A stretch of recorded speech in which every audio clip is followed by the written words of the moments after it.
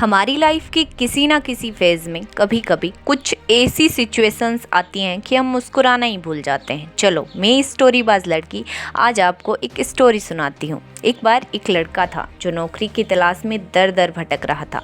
यह बेरोजगारी धीरे धीरे उसकी मेंटल हेल्थ पर भी असर डालने लगी थी। नौकरी का प्रेशर, माँ बाप की बढ़ती उम्र और उनके हेल्थ इश्यूज, काफ़ी कुछ ऐसी प्रॉब्लम्स थी कि वह सारा प्रेशर झेल नहीं पा रहा था। वह जिंदगी की इस रेस से थक चुका था। आज भी वह एक इंटरव्यू देने गया तो फिर से उसे निराशा ही हाथ लगी। वह पागलों की तरह सड़क पर पैदल ही चलने लगा।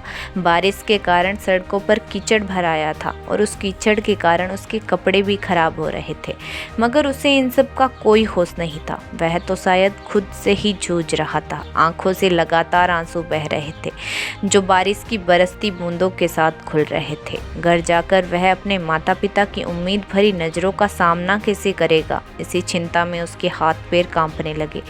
दिमाग जब सुन्न हो गया तो वह पास की ही एक चाय की टपरी के बाहर लगी बेंच पर बैठ गया। अपने करियर की टेंशन उसे खाए जा रही थी। वह अपनी ही सोच में गुम था। तभी उसे कुछ आवाज़ सुनाई दी। उसने देखा चाय की टपरी का मालिक एक करीब 15 साल के बच्चे पर चिल्ला रहा था। शायद उसके काम में कुछ गलती हो गई थी, मगर टपरी का मालिक उसकी गलती को बर्दाश्त नहीं कर पाया।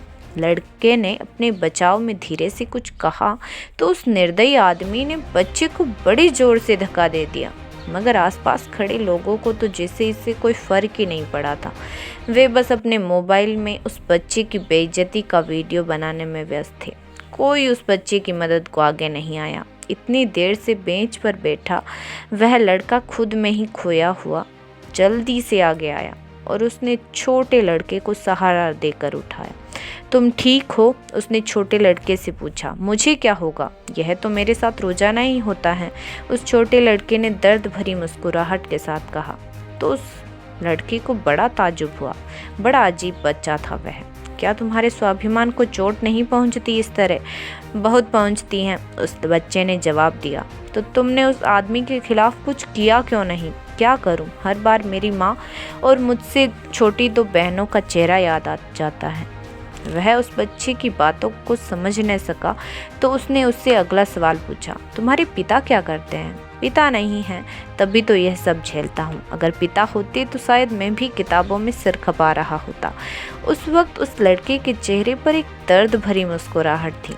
घर में 3 लोग और हैं जिनका पेट मेरी इसी कमाई से भरता है। फिर चाहे कितना ही जलील होना पड़े, मुझे मंजूर है। मैं अपनी माँ और अपनी बहनों से उनकी 2 वक्त की रोटी कैसे छीन सकता हूँ?